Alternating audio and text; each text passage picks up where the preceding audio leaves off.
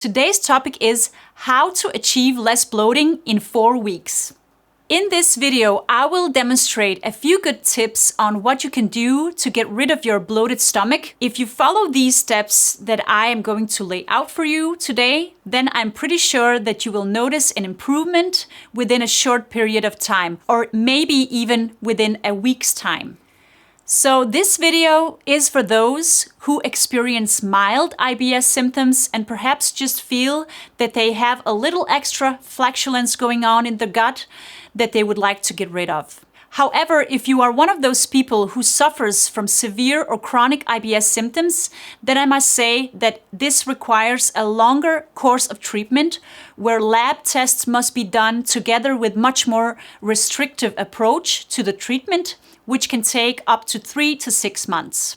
There are a number of things that you can do to reduce the flatulence and feel better. Perhaps you are going on vacation or you have an important event that you are attending and you don't want to be looking like a pregnant woman. So here is a list of things that you need to do in a 4 weeks course. Number 1, a low carb diet. So you need to start on a low carb diet. Pretty much any low carb diet can do, like ketogenic diet, paleo diet, anti-inflammatory diet, SIBO diet, etc. By reducing carbs in your diet, you are starving off the wrong bacteria, which in majority of IBS cases is the main reason of bloating. However, you do need to take high FODMAPs into consideration as well, and that is the high fermentable foods like onions, beans, cabbage, etc., as these foods tend to ferment early on in the digestive system and cause flatulence and bloating. Smaller amounts are fine, but larger amounts could be causing the flatulence. I have actually done several other videos on IBS diet and treatment where I talk more specifically about IBS diet options, the low FODMAP, etc. that I think you should check out. Number 2, frequent snacking. So in addition to the dietary changes, you also need to stop frequent snacking. You need to cut out all of the snacks in between meals and also snacking before bedtime. There are mainly 2 reasons why you should stop this. The first reason is that you need to give your digestive system a break so that it can digest the important meals properly. So every time you eat and snack, you trigger not only insulin, but also trigger new formation of gas in the stomach, which then is a new portion of gas that needs to pass all the way through the digestive tract. The second reason why you should avoid snacking, especially before bedtime, has to do with the next point on my list, the probiotics. And the reason for this is because the lactic acid bacteria also uses sugars and fiber as a source of food.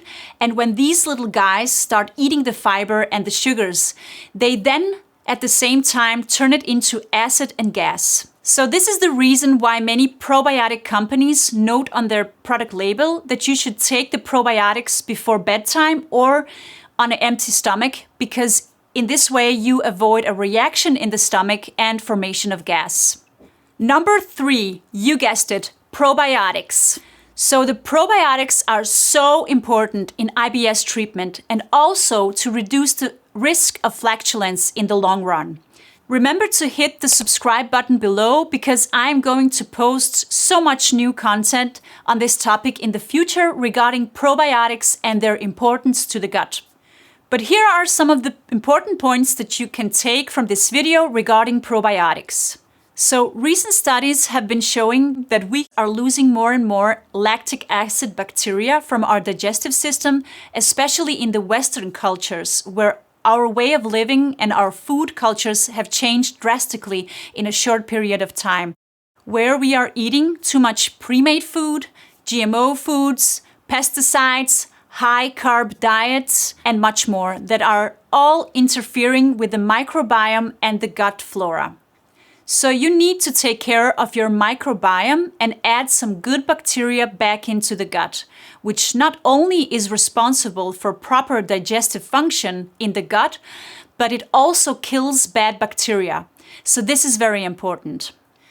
And when you are looking for a good probiotic product, you should go for a product that contains a broad spectrum of lactic acid bacteria and also a product that contains more than 20 billion CFUs per daily serving. Number 4, food sensitivities. Within the next 4 weeks, you must also take any food intolerances into consideration as well. And now I'm not only talking about the fiber fermentation and the high FODMAPs, but I'm also talking about other types of foods that our gut can have a hard time digesting. For example, I would eliminate gluten completely from the diet, even though you think that you may not have an issue with gluten. In addition, there are some people who have difficulty with dairy products as well. And besides that, there might be some people who have problems with nightshade vegetables or histamine.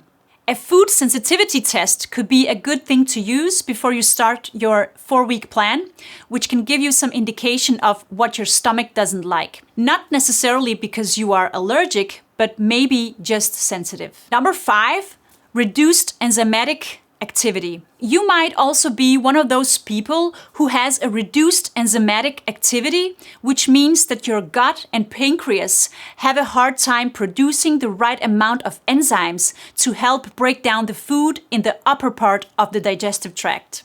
So in some cases, you could do a couple of weeks with some digestive enzymes as a supplementation, which you would have to take right before a meal to help you digest the food properly. So a good digestive enzyme supplement product would come in handy. And number 6, other remedies. There could also be some other remedies that you can use in this 4-week process plan that could help you achieve better results, like antimicrobials, for instance, something like oregano oil or other herbal remedies. However, I only recommend taking herbal antimicrobials if you are certain that you have a bacterial overgrowth, which would have to take a lab test to help clarify. There can be some severe side effects from herbal antimicrobial supplementation if you don't take it in a right way. So you should always be talking to a professional about it, together with a lab test that can confirm this as well. Another great remedy for reducing flatulence and bloating could be a product called Atrantil, which reduces gas particles in the gut, where you can achieve quick results. A lot of people have good experience with this product for IBS relief. However, always keep in mind that severe and chronic IBS symptoms cannot be treated in only 4 weeks. It takes more time not only to treat the condition, but also to figure out what is the root cause behind your IBS. I hope you found this video useful, and remember to click the subscribe button for more future videos like this. Thank you for watching.